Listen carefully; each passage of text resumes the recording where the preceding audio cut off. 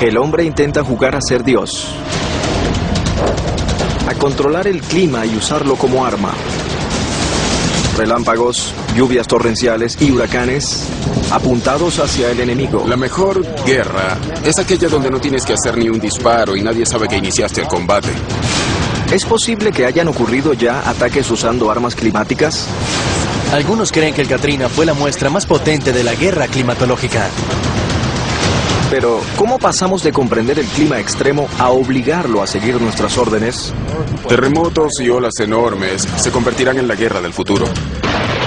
Esta serie investiga cómo lo imposible se hace posible y lo que podría significar en el futuro. Si un enemigo pudiese cambiar el flujo de presión sobre los Estados Unidos, podría sumirnos en una era de hielo.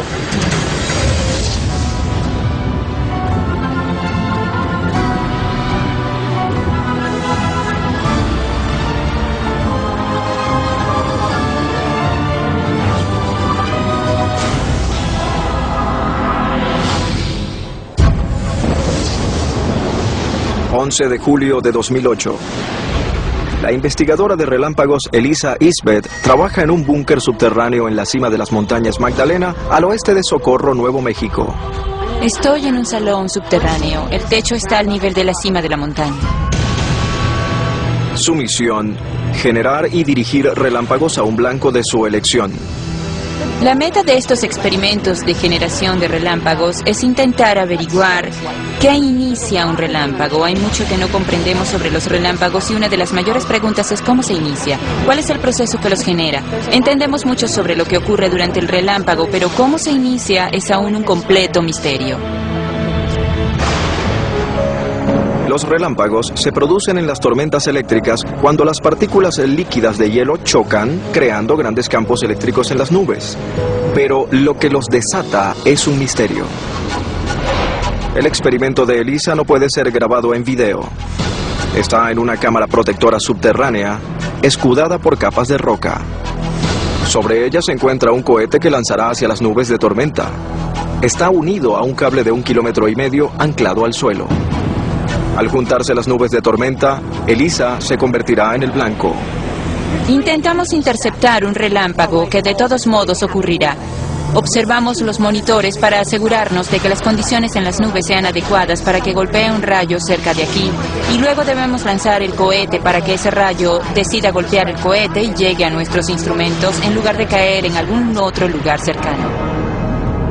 Elisa lanza un cohete tras otro, esperando que alguno sea alcanzado. Generar un relámpago se parece mucho a ganar la lotería. Puedes crear todas las condiciones adecuadas y hacerlo todo en el momento exacto que esperas sea el correcto, y aún así equivocarte.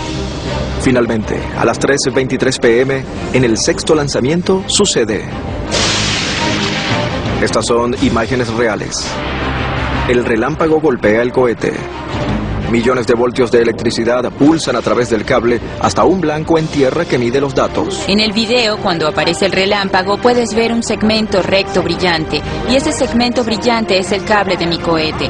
Así que el cohete está en el tope de ese segmento y sobre él tenemos el resto del relámpago.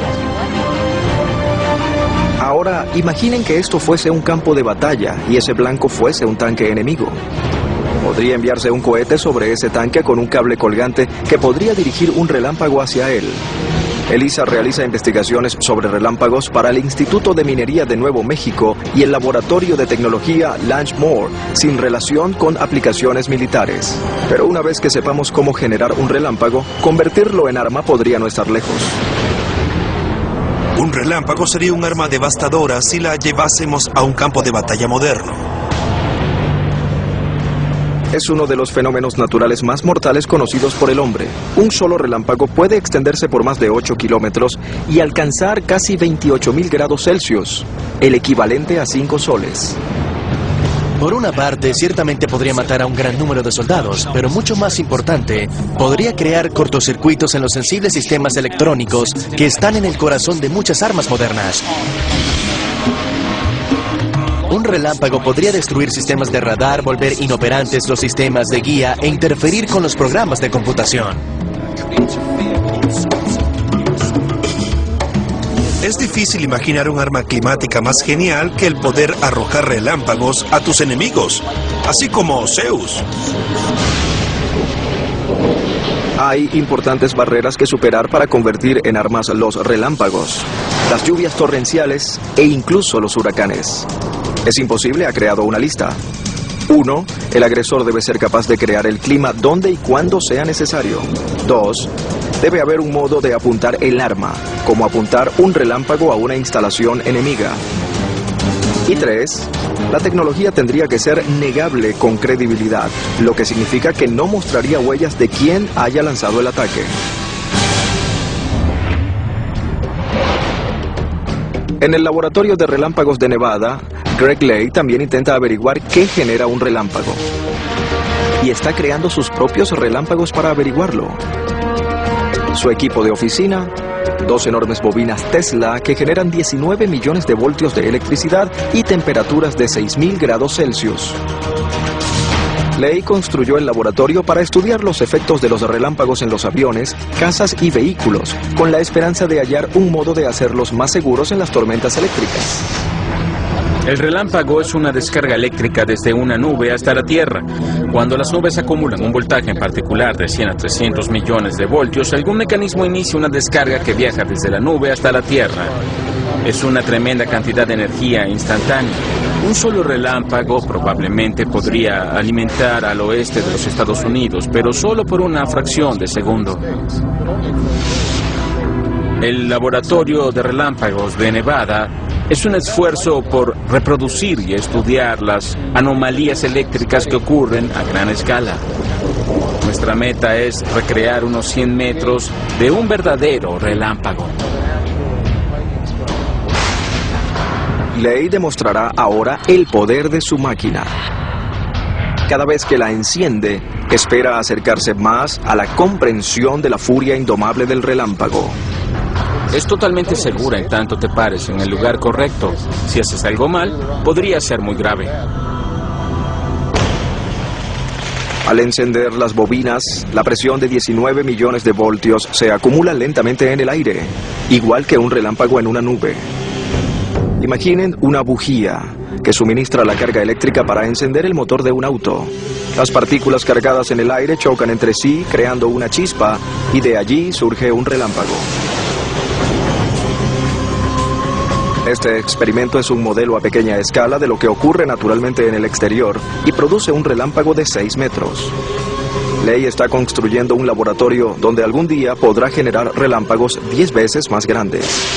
Durante siglos las personas han soñado con poder controlar los relámpagos. Con suerte, este será el primer intento práctico para comprender cómo controlar los relámpagos. Aunque Greg Ley y Elisa Isbeth no poseen conocimientos o interés en usar el relámpago como arma de guerra, una vez que los científicos descifren el código para generar un relámpago, los militares ciertamente lo usarán. Generar el relámpago, apuntar el rayo y hacerlo en secreto. Parte de la teoría se remonta 100 años hasta el legendario inventor eléctrico Nikola Tesla. Nikola Tesla puede considerarse como el padre de las armas de energía dirigida. Y pudo haber creado las bases para todo tipo de modificaciones climáticas y estrategias de guerra climatológica. Nikola Tesla fue un genio excéntrico considerado por muchos como el gran rival de Thomas Edison. Cerca de 1891, Tesla inventó los transformadores elevados de bobinas que aún usamos hoy para generar corrientes de alto voltaje para el estudio de la electricidad. Fue Tesla quien desarrolló la corriente alterna, la corriente eléctrica que usamos para dar energía a nuestras casas y artefactos. También fue Tesla quien inició la búsqueda del hombre por controlar el clima. Desarrolló una escalofriante teoría para controlar el clima usando ondas de extrema baja frecuencia, u ondas ELF. Si ha estado en un concierto de rock y ha sentido las vibraciones de baja frecuencia de la música golpeando desde los parlantes, las ondas ELF son similares a eso. Las ondas ELF son corrientes eléctricas de bajo nivel que provienen de los cables de alta tensión, los cables eléctricos en nuestras casas e incluso los equipos eléctricos en nuestros autos. Normalmente se emiten a niveles tan bajos que no causan daño. Tesla teorizaba que si las ondas ELF pudiesen apuntarse a la ionosfera, en la parte superior de la atmósfera, el hombre podría cambiar el curso del clima. Las ondas ELF crearían calor, alterando la estructura molecular de la ionosfera y alejándola hacia el espacio. Cuando se calienta cierta región de la ionosfera, eso literalmente la empuja y crea lo que parecería una columna de espacio. Y la atmósfera inferior llena ese espacio y al hacerlo cambia la trayectoria de los flujos de presión dentro de la región, los sistemas de presión y de ese modo podría manipular el clima. Esto significa que la atmósfera calentada actúa como una represa gigante que reorienta la trayectoria del flujo de presión. El flujo de presión se mueve entre 9.6 y 14.5 kilómetros sobre la superficie de la Tierra y alcanza velocidades de hasta 480 kilómetros por hora. El flujo de presión es una columna de aire concentrada de alta velocidad que mueve billones de litros de agua por todo el mundo, como un río gigante, a unos 18.000 kilómetros de altura. Mueve el agua por todo el mundo, para las lluvias y tormentas. Es la sangre del planeta Tierra. ¿Podrían las teorías de Tesla ayudar a crear una nueva generación de armas climáticas encubiertas? Fueron los rusos los que crearon esa señal. Tal vez ya existen.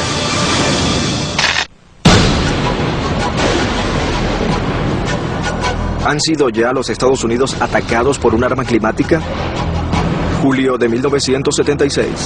Extraños e inexplicables bloqueos en las comunicaciones mundiales plagan el globo. Los operadores de radio de todos los Estados Unidos reciben una señal de radio desconocida y al parecer aleatoria. Causa interferencia estática en las transmisiones de radio, televisión e incluso los teléfonos en todos los Estados Unidos. La señal era un golpeteo que se repetía unas 10 veces y luego se detenía por un momento. 10 golpes y luego se detenía. Científicos de los Estados Unidos descubren que la críptica señal proviene de la Unión Soviética. Le asignan un nombre inocuo. Lo llamaron el pájaro carpintero ruso, pues eran los rusos quienes creaban esta señal. Y el sonido que los operadores de radio escuchaban era como un picoteo. Esta es una grabación de la misteriosa señal.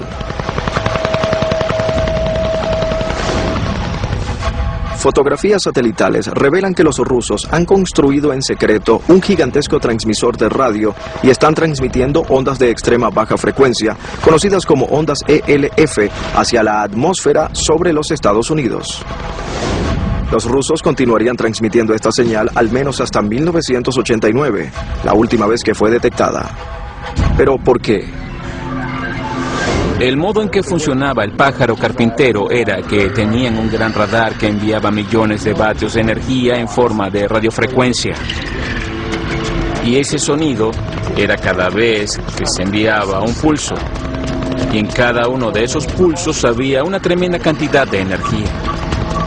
Lo que intentaban hacer era ver nuestros misiles balísticos subir al espacio en camino a la Unión Soviética. Un sistema de radar más allá del horizonte, con la intención de brindarle a Rusia una advertencia temprana del lanzamiento de misiles estadounidenses. Es una posible explicación.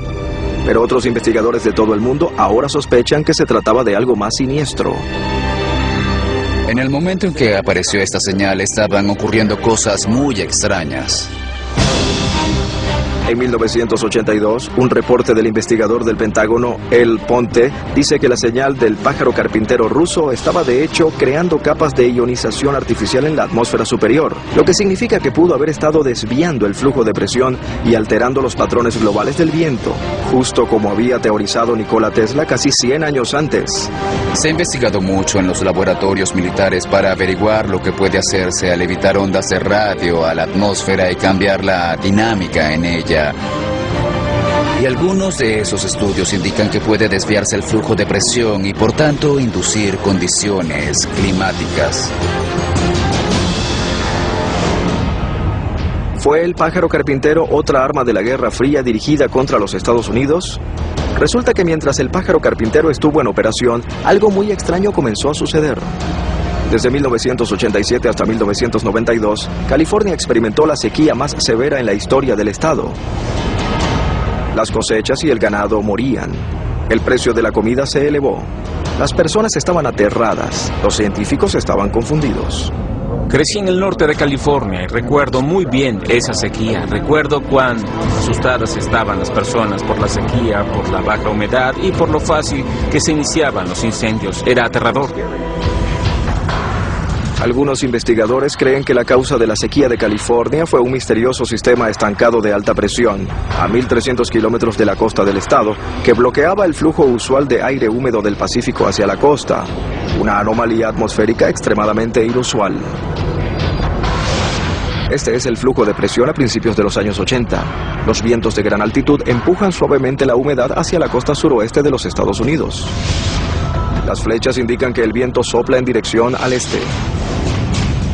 Pero según la Administración Nacional Oceánica y Atmosférica, entre los años 1988 y 1992, durante la sequía de California, ocurrió una anomalía en el flujo de presión.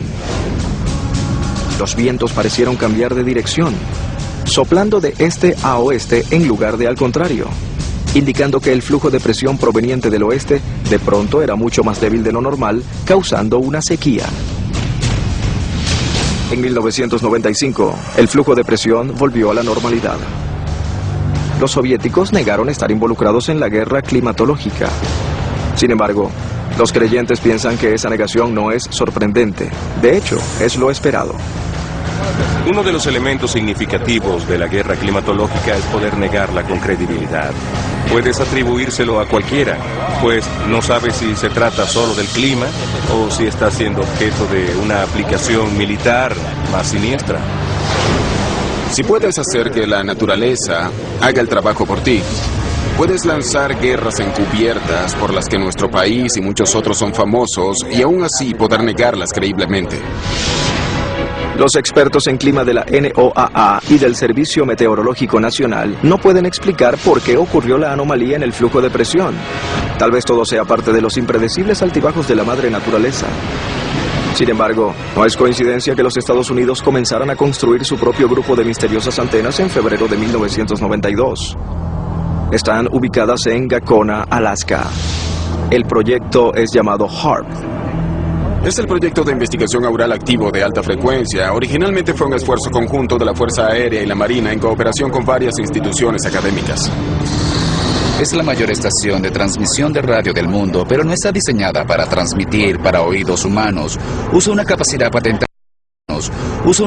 patentada única para concentrar la energía que sale del campo de la antena e inyectarla en un punto de la parte superior de la atmósfera llamada la ionosfera. El HAARP está compuesto por 180 antenas de aproximadamente 22 metros de altura, vinculadas para funcionar como una antena gigante móvil. Es móvil porque puede apuntar millones de vatios de ondas de extrema baja frecuencia a una pequeña región de la atmósfera. La cantidad de energía de la que hablamos aquí es de 3.6 millones de vatios. Para darles una idea de lo que es eso, la mayor estación de radio AM legal de los Estados Unidos genera 50.000 vatios. El HAARP son casi 72.000 estaciones de radio de 50.000 vatios inyectando toda su energía a un punto de unos 19 kilómetros de diámetro por unos 4 kilómetros de profundidad, a una altura de 145 kilómetros. Aquí es donde apunta el HAARP. Es un área ubicada a unos 480 kilómetros de Anchorage. El ejército estadounidense dice que el HAARP es usado para estudiar las propiedades físicas y eléctricas, así como el comportamiento de la ionosfera, tanto para fines civiles como de defensa. Pero ha aparecido otra teoría. La intensa energía que está siendo enviada al cielo por el HAARP está de hecho calentando la atmósfera, causando cambios climáticos. El HAARP está siendo usado para la modificación climática. Los propios registros militares lo aprueban. Lo han admitido en sus propios documentos y sin embargo siguen negándolo al público. El doctor Brooks Agnew ha investigado la tecnología de las ondas ELF por los últimos 30 años y está convencido de que el efecto del HAARP en la ionosfera sí altera el clima. El HAARP no podría afectar directamente el flujo de presión, pero sí indirectamente, pues si empujas la ionosfera hacia el espacio, la estratosfera debe moverse para llenar el vacío. Cuando lo llena, empuja el flujo de presión, cambiando su trayectoria cientos de kilómetros y cambiando el flujo de nuestra atmósfera. El Dr. Agnew ha ideado una demostración para mostrar cómo el HAARP podría manipular la atmósfera. Lo que hicimos fue colocar un generador de nubes aquí arriba. Es un nebulizador ultrasónico. Creará partículas de agua reales como las que hallaríamos en una nube. Ahora estamos de hecho llenando esta cámara con partículas de agua microscópicas. Pueden ver que está casi completamente llena de vapor de agua. Está comenzando a condensarse a los lados, así que pueden ver los detalles. Tenemos una densa niebla, como si estuviésemos dentro de una nube a 15.000 metros. En el fondo de la cámara de nubes, el Dr. Agnew ha construido un transmisor de ondas ELF, una versión en miniatura del HAARP. Solo usamos 100 vatios. Es totalmente seguro. Cuando el Dr. Agnew enciende el transmisor de ondas ELF y comienza a disparar las ondas hacia la nube simulada, esta comienza a subir hacia el tope de la cámara, llevándose con ella la humedad.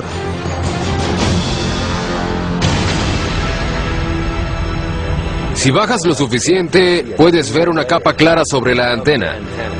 Está empujando esas partículas de agua hacia arriba, y así es exactamente como funciona el HAARP. Lo que hicimos no fue solo empujar la nube fuera de la antena del HAARP, sino que, como pueden ver, nuestra nube ha desaparecido casi por completo. El HAARP hace exactamente lo mismo, ioniza las partículas y las empuja hacia el espacio. El HAARP es uno de los varios transmisores de ondas ELF ubicados por todo el mundo. Los Estados Unidos poseen y operan 3 de ellos. Uno en Gacona, Alaska, otro en Fairbanks, Alaska, y uno en Arecibo, Puerto Rico. Rusia posee uno en Vasilsursk, cerca de Nizhny Novgorod. Y la Unión Europea posee uno cerca de Tromsø, en Noruega. Trabajando en conjunto, estos transmisores podrían potencialmente alterar el clima en cualquier parte del mundo, cambiando por completo la ruta del flujo de presión e iniciando enormes tormentas o sequías. Incluso sería posible dirigir huracanes, calentando la atmósfera y creando domos de alta presión que podrían desviar o cambiar el curso de los huracanes. El gobierno de los Estados Unidos está firme en su posición de que el HAARP es solo una instalación de investigación atmosférica, pero es más que solo una coincidencia que desde que comenzó a transmitir algunos expertos hayan reportado extrañas anomalías climáticas, incluyendo enormes inundaciones, huracanes y terremotos.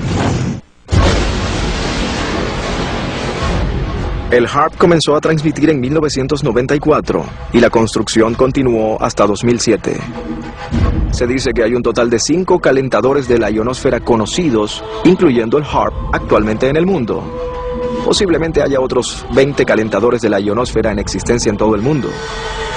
No existen pruebas conclusivas de que alguno de ellos esté siendo usado como arma climática, aunque poseen la capacidad de manipular la ionosfera. Y eso nos lleva a otro asunto. Diciembre de 2001. Científicos del Centro de Investigación Ames de la NASA en Palo Alto, California, hacen un descubrimiento. Al estudiar más de 100 terremotos con magnitudes de 5.0 y mayores, descubren que casi todos ellos son precedidos por perturbaciones eléctricas en la ionosfera.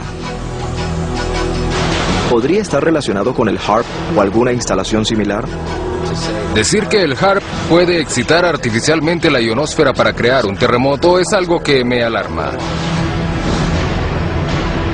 El Dr. Agnew experimentó el poder de las ondas ELF de primera mano en los años 80.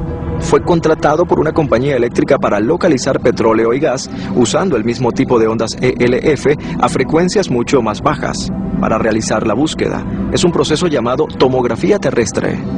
Pero durante un incidente en particular, el Dr. Agnew cree que el haber usado ondas ELF similares a las del HAARP pudo haber ocasionado accidentalmente un terremoto.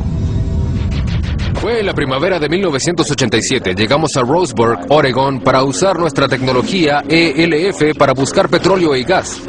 Ese día tuvimos resultados un poco distintos a los esperados, pues al momento en que lo energizamos ocurrió un terremoto de entre 4 y 4.5 en la escala de Richter. Nos asombró mucho lo que parecía ser causa y efecto. Llegamos a un área muy propensa a los terremotos, un área conocida como el Mega Impulso del Noroeste del Pacífico. Lo encendimos y ocurrió un terremoto. El Dr. Agnew demuestra cómo pudo haber causado el terremoto. Este es un modelo a escala de cómo era el área en Oregon cuando buscábamos petróleo y gas en 1987. Estos estratos de aquí representan el área de mega impulso bajo tierra. La roca representa la energía potencial acumulada en el suelo por la tensión tectónica. Lo que haremos será introducir ondas ELF y demostrar que de hecho pueden generar un terremoto. En este caso, el Dr. Agnew usa parlantes estereofónicos para producir las ondas ELF necesarias para esta demostración. Las ondas ELF o de extrema baja potencia son como el bajo de tu auto. Puedes sentir las vibraciones en tu cuerpo. Las ondas ELF son iguales. Hacen vibrar la tierra y a las frecuencias de resonancia correcta pueden tener efectos devastadores. Cuando se activan los parlantes, las ondas ELF comienzan a emitirse. Se detectan pequeñas vibraciones en la arena. Luego, pocos segundos después, la roca que representa la línea de falla se mueve.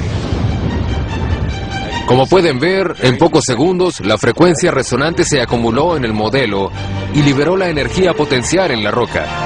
Esa sacudida a escala real se habría sentido a 160 kilómetros. Esas condiciones ya existen en el suelo. Solo hace falta la energía de activación para que ocurra la liberación. Esto es a pequeña escala, y solo usamos 30 vatios a esta escala. Cuando el grupo de transmisores HAARP en Gacona, Alaska, envía pulsos de ondas ELF hacia la ionosfera, las ondas se reflejan hacia la ionosfera, las ondas se reflejan hacia abajo y pasan a través de la Tierra y el océano. Si 3.6 millones de vatios de ondas ELF fuesen apuntados accidentalmente o a propósito a una línea de falla ya inestable, podrían, según el Dr. Agnew, causar un enorme terremoto. Si observamos las inestabilidades simples, ¿qué hace falta para crear una avalancha? Que un sujeto camine por un campo de hielo inestable. ¿Qué se requiere para iniciar un terremoto? Que llegue la señal correcta cuando la presión ya se haya acumulado y esté en el umbral. Esa pluma, o en nuestro caso, ese martillo, libera esa energía. Los teóricos de conspiraciones creen que el HAARP es responsable por causar terremotos en territorios enemigos como Irán, China y las zonas rebeldes de Afganistán en los últimos 3 años. Pero el asombroso potencial del HAARP no termina allí. Algunos dicen que está vinculado a extraños fenómenos que ocurren en nuestros cielos.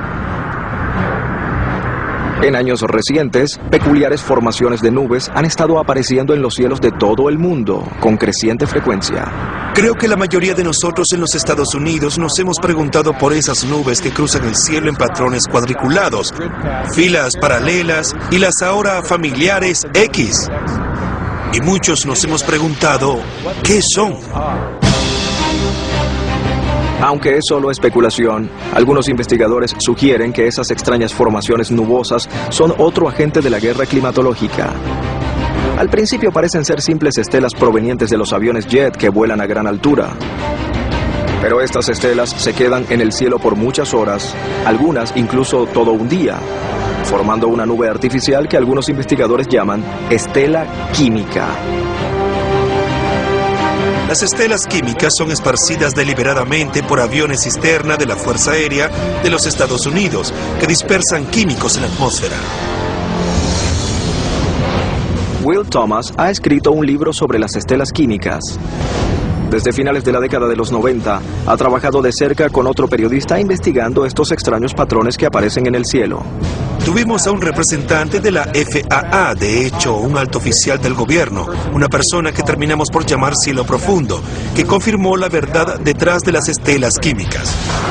Escribió un programa para rociar estelas químicas a gran altura en el llamado espacio controlado, donde los vuelos comerciales son desviados hacia los lados y debajo de los aviones cisterna pertenecientes a la Fuerza Aérea de los Estados Unidos. La teoría es que las estelas químicas están siendo usadas en conjunto con el HAARP. Al rociar óxidos metálicos en el aire sobre cielos enemigos y luego dirigir las ondas ELF del HAARP para calentar esas partículas de óxidos metálicos, la temperatura del cielo se eleva a más de 38 grados Celsius, evitando la acumulación de vapor de agua que de otro modo formaría nubes y produciría lluvia. Las ondas ELF que produce el HAARP rebotan en la ionosfera y pueden seguir un camino curvo alrededor de la Tierra, sobre el horizonte y hasta el suelo, poniendo cualquier punto del globo al alcance. Uno de los peligros de esparcir estelas químicas es que actúan como un desecante, secando más el aire. En otras palabras, estas partículas químicas pueden secar la atmósfera e inducir una sequía. Imaginen los efectos de las estelas químicas en el campo de batalla, causando extensas sequías en los países enemigos, secando sus recursos y forzándolos a rendirse. Igual de aterradora es otra forma de clima que se está usando como arma: la lluvia, que puede desencadenar devastadoras inundaciones y arrasar con ciudades completas. Si puedes hacer llover, puedes causar un profundo efecto en el campo de batalla.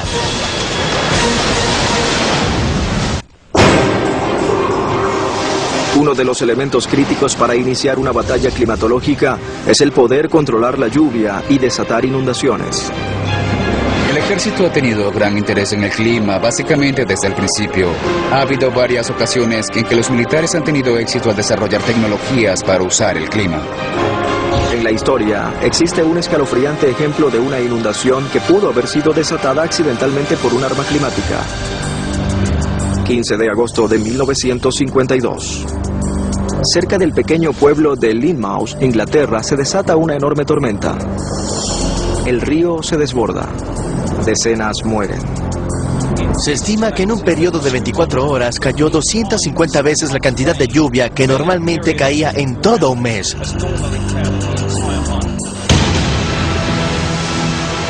Los ríos East Lynn y West Lynn inundaron sus riberas.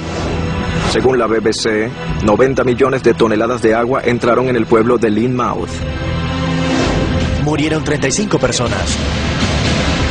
Los cuerpos fueron arrastrados al mar y nunca fueron hallados. Los árboles fueron arrancados y formaron represas detrás de los puentes, creando muros de agua que arrastraban enormes rocas hacia el pueblo, destruyendo tiendas, hoteles y hogares. ¿Fue esto solo un extraño acto de la naturaleza? La teoría prevaleciente es que pudo haber sido un experimento del ejército británico que salió mal, pues se sabía que realizaban pruebas sembrando las nubes en ese mismo período. Los militares británicos estarían experimentando con la siembra de nubes por la misma razón que cualquier gobierno o ejército. Pues si logras controlar el clima, si logras que llueva, puedes causar un profundo efecto en el campo de batalla. Supuestamente, temprano en la mañana del 15 de agosto de 1952, algunos testigos habían reportado ver jets de la Real Fuerza Aérea volando en el área, desapareciendo en ocasiones de la vista por encima del nivel de las nubes. ¿Se trataba solo de una misión de entrenamiento rutinaria? ¿O como especulan algunos, estaban arrojando cargamentos de yoduro de plata en las nubes? El yoduro de plata es uno de los químicos más comúnmente usados para sembrar las nubes. Obliga a los minúsculos cristales de hielo que componen la nube a fusionarse. Una vez que suficientes cristales de hielo se han fundido, se vuelven pesados y caen a tierra en forma de lluvia. Y ese fatídico día de agosto de 1952, la lluvia cayó estableciendo un récord. ¿Acaso la Real Fuerza Aérea realizó audaces experimentos de siembra de nubes sin el conocimiento del público? Algunas personas reportaron haber visto aviones realizando extrañas maniobras.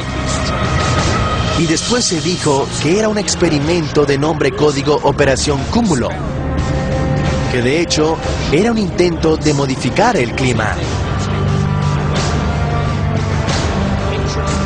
Es interesante que muchos de los documentos relacionados a la Operación Cúmulo hayan desaparecido y no estén disponibles en los archivos nacionales. Poco más de una década después, los militares estadounidenses realizaron experimentos para llevar el clima al campo de batalla. Octubre de 1966. La guerra de Vietnam está en su apogeo. Científicos militares de los Estados Unidos idean un modo de retardar a las fuerzas enemigas usando el clima. Los Estados Unidos habían pasado de un estatus de consejero al estatus de combatiente y no nos iba muy bien. Como resultado de no poder lograr progresos en la Tierra, los Estados Unidos intentaron llevar la batalla a la atmósfera sobre el campo de batalla. La Fuerza Aérea empleó una innovadora directiva militar llamada Proyecto Popeye. El Proyecto Popeye fue un programa de modificación climática relacionado con la siembra de nubes y la idea era producir o exagerar las lluvias monzónicas que son tradicionales en esa región. Se realizan experimentos previos, en los cuales los aviones militares arrojaron cristales de yoduro de plata a las nubes sobre una porción de tierra en la franja de Laos, al este de la meseta de Volovens, en el valle del río Sekong. Se realizaron 50 siembras de nubes. 82% de las nubes sembradas produjeron lluvia en un breve periodo. Así que el proyecto Popeye se convirtió en la Operación Popeye. Se convirtió en un programa militar oficial durante la Guerra de Vietnam. El objetivo de la Operación Popeye era extender la temporada del monzón y crear una inusual cantidad de lluvia, sembrando las nubes sobre el sendero Ho Chi Minh. El sendero Ho Chi Minh era la principal ruta de suministros por donde el ejército de Vietnam del Norte abastecía a sus tropas, fuerzas de combate que operaban en Vietnam del Sur, además de abastecer el Vietcong. Así que era el centro de gravedad logístico más importante para Vietnam del Norte y un objetivo estratégico importante para los Estados Unidos y nuestro aliado Vietnam del Sur para intentar romper la línea de suministros del enemigo. Los objetivos de la Operación Popeye eran suavizar las superficies de los caminos en el sendero Ho Chi Minh, causar derrumbes en las carreteras e inundar los cruces de ríos. Los militares tenían su propia frase como resultado de este programa, y era: haz el lodo, no la guerra. Realizaron más de 2.600 misiones de vuelo en el periodo de 1966 hasta 1972 y se cree que esto logró exacerbar la cantidad de lluvia y probablemente extendió la temporada del monzón de 30 a 45 días. Tuvo un éxito limitado. Tuvieron éxito en generar lluvia, también en convertir la ruta de abastecimiento de Vietcong en un barrial. Pero eso no los retardó. Llevaban las cosas en bicicletas y simplemente atravesaban el lodo. La Operación Popeye demostró que el clima puede ser llevado al campo de batalla en forma de lluvia, pero también puede usarse como arma en forma de un huracán. Algunos dicen que ya lo ha sido. Algunos creen que el Katrina fue la muestra más potente de la guerra climatológica. El clima ha sido usado en el campo de batalla con éxito limitado. Pero la tecnología ya está aquí, pavimentando el camino para un sombrío futuro una vez perfeccionada. Y algunos historiadores señalan un incidente a manera de prueba. 23 de agosto de 2005. El Servicio Meteorológico Nacional registra una modesta tormenta que se forma sobre las Bahamas. Una tormenta de este tamaño rara vez daña edificios o cobra víctimas. De hecho, en este punto es simplemente conocida como la Depresión Tropical 12. Pero eso cambiaría. Inesperadamente crecería hasta llegar a ser la madre de todas las tormentas. Un huracán categoría 5, con vientos de hasta 280 kilómetros por hora. Es bautizado Huracán Katrina. Cuando Katrina golpeó los estados de la costa del Golfo, se convirtió en uno de los desastres más letales en la historia de los Estados Unidos, causando pérdidas en propiedades por $81.000 millones y cobrando más de 1.800 vidas. Como otros huracanes de ese año, Katrina mostró movimientos muy peculiares, nunca antes vistos en un huracán severo. En la temporada de huracanes de 2005 hubo algunas anomalías extrañas. Ocurrieron cosas que no debieron ocurrir. Una de ellas fue que muchas de las trayectorias fueron líneas casi rectas y los huracanes no viajan en línea recta. Ha surgido una ominosa teoría que parece poco probable. Existen algunas teorías de conspiración muy siniestras sobre el huracán Katrina. Algunos creen que Katrina azotó donde lo hizo, con la fuerza que lo hizo, por causa de experimentos de control climático rusos o chinos.